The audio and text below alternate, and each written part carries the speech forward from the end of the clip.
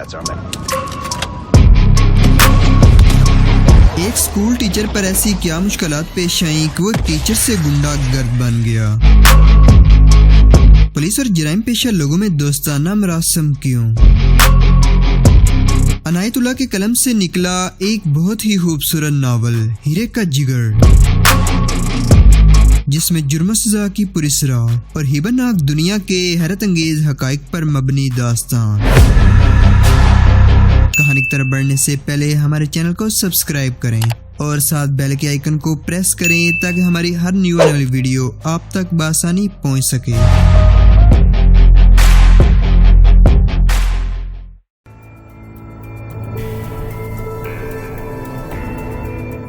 بے قراری نرالی سی تھی، رہ رہ کے اس کی نظریں دروازے پر جا ٹھہرتی تھی۔ ہر آہٹ اسے جیدہ کی آہٹ معلوم ہوتی تھی۔ چارپائی پر بیٹھتی تھی تو اچک کر اٹھ کر صحن میں نکل جاتی تھی، دروازے سے جا کان لگاتی پھر لوٹ آتی تھی۔ اس نے اپنے آپ میں رقابت کی چنگاری سلگتی محسوس کی اور وہ اور زیادہ بےتاب ہونے لگی۔ وہ اکتا کر دڑام سے چارپائی پر بیٹھ گئی اور اس کا دماغ اپنے آپ ہی کسی اور طرف ہو گیا۔ اسے یاد آ گیا کہ وہ تو اپنے آپ کو امیروں وزیروں کی چیز سمجھا کرتی تھی۔ سوسائٹی میں اس کی بڑی مانگ تھی، مگر وہ کسے چاہنے لگی ہے؟ اس خیال سے وہ جھیپ گئی اور یہ جھیپ بڑی تکلیف دہ تھی۔ اس نے اپنے آپ کو یقین دلایا کہ وہ اس چرسی شرابی گنڈے کو نہیں چاہتی اور اسے دھوکہ دے کر یہاں سے بھاگ نکلے گی، مگر اپنی سوسائٹی کو کیا بتائے گی کہ اتنا عرصہ کہاں رہی؟ اس سوال نے جیسے اس کے پر نوچ لیے ہوں۔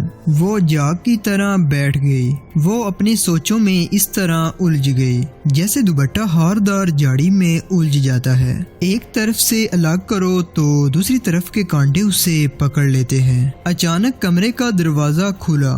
ناز نے چونک کے دیکھا، جیدہ کھڑا تھا، آنکھیں چڑی ہوئی، سر ڈول رہا تھا، چہرہ شراب کی گرمی اور نشے سے سرخ ہو رہا تھا، ٹانگیں لڑکھڑا رہی تھی۔ ناز اٹھی مگر آگے نہ بڑھی۔ جیدہ نے کواڑ کا سہارا لیا، پھر ڈولتے ڈگمگاتے قدموں سے آگے بڑھا۔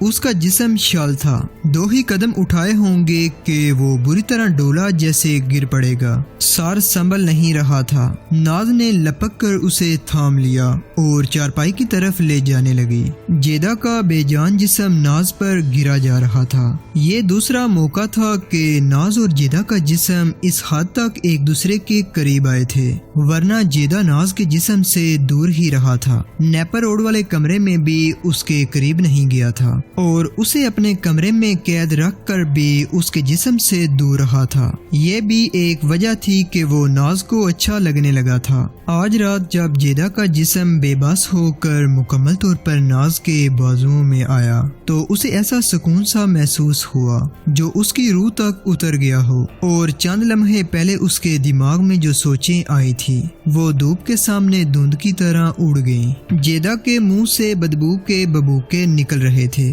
لیکن ناز جیسے اس بدبو سے بے نیاز اور لاتعلق ہو گئی تھی۔ چارپائی کے قریب پہنچ کر اس نے جیدہ کو لٹا دینا چاہا، مگر غیر ارادی طور پر رک گئی۔ اس نے جیدہ کے ماتھے تلے ہاتھ رکھ کر اس کے ڈلکے ہوئے سر کو اوپر اٹھایا اور اپنا گال اس کی پیشانی پر اس قدر زور سے دبایا کہ وہ چونک اٹھی۔ خدا جانے کتنی کچھ پی آئے ہو، ناز نے اسے چارپائی پر لٹاتے ہوئے کہا۔ اپنی بھی کچھ ہوش رکھا کرو۔ جیدہ سننے اور سمجھنے کی حالت میں نہ تھا۔ ناز جانتی نہ تھی کہ ایسے مدہوش آدمی کو کس طرح سنبھالتے ہیں۔ وہ اسے ہوش میں لانا چاہتی تھی، ورنہ وہ محسوس کر رہی تھی کہ وہ سو نہ سکے گی۔ وہ اپنے آپ میں ایسا جذبہ محسوس کر رہی تھی جس میں بیوی کی محبت تھی، بہن کا پیار اور ماں کا احسار تھا۔ وہ اسے اچھی طرح لٹا کر باورچی خانے میں گئی اور پیالے میں پانی بھر لائی۔ جیدہ کے سرہانے بیٹھ کر رومال پانی میں بگویا اور طے کر کے اس کے ماتھے پر رکھ دیا۔ جیدہ اکھڑی اکھڑی سانسیں لے رہا تھا۔ رات گزرتی چلی گئی۔ ناز جیدہ کا سر اپنے زانوں پر رکھے اس کی پیشانی کو سہلاتی بھی رہی اور بھیگے ہوئے رومال سے ٹھنڈک بھی پہنچاتی رہی۔ वो उस पर कई बार झुकी। उसे शराब की बू बुरी न लगी। बत्ती का तेल खत्म हो गया। शोला कांपता और आहिस्ता आहिस्ता बुझ गया। इस अंधेरे में किस कदर करार था, इस शबे बेदारी में किस कदर लज्जत थी। जेदा का सर गोद में रखे इसकी खिदमत में किस कदर सुकून था। नाज ऐसे सरूर से बेहोश होने लगी जिसका जायका इसने पहले कभी न चखा था। सुबह की सफेदी कमरे में दाखिल हुई तो नाज ने जेदा का सर नहायत आराम से अपनी गोद से हटाकर सरहाने पर रख दिया और बावर्ची खाने में चली गई। थोड़ी देर बाद लड़का कमरे में दाखिल हुआ। उसने छोटी मेज चारपाई के करीब रखी और कुर्सी भी उसके साथ रख कर चला गया। चंद मिनट बाद नाज कमरे में आई। हाथ में नाश्ता था। ट्रे मेज पर रख कर जेदा के बालों में उंगलियां फेरने लगी। लड़का पानी से भरा बेसन और तौलिया उठाए कमरे में आया। बेसन चारपाई के पास और तौलिया चारपाई पर रख कर चला गया। जेदा ने आंख खोली। शम्मी, जेदा ने आहिस्ता से कहा। सर को जरा सा घुमाकर बुलंद आवाज से बुलाया। शम्मी। नाज सामने आ गई। ओ नाज। वो हैरान सा होकर उठ बैठा। बिस्तर को देखा, कमरे को देखा, फिर नाज को देखा। लो मुंह हाथ धो लो, नाज ने बेसन आगे सिरकाते हुए कहा।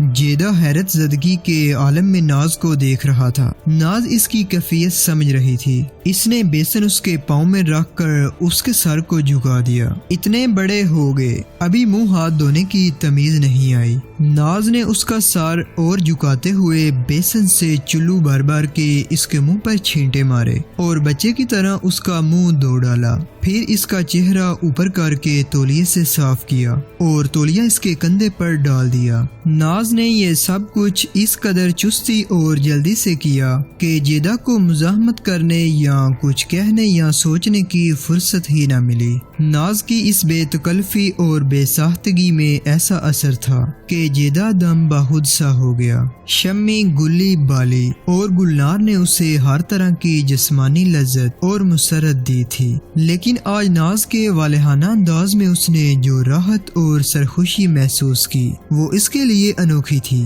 उसकी हालत उस इंसान की सी होने लगी जिसने पहली बार शराब पी हो।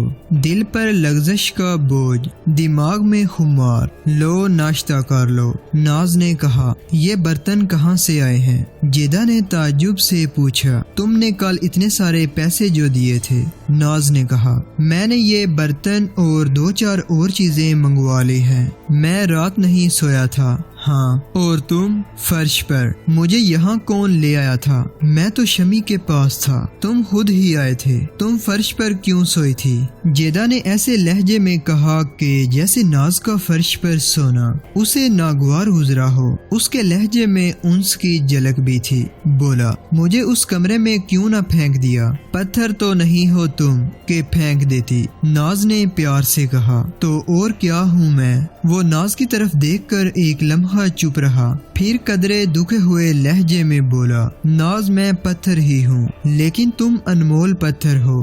नाज ने शगुफ्ता मजाजी से कहा और उसे अपनी अंगूठी का नगीना दिखाकर बोली, ये भी तो पत्थर ही है।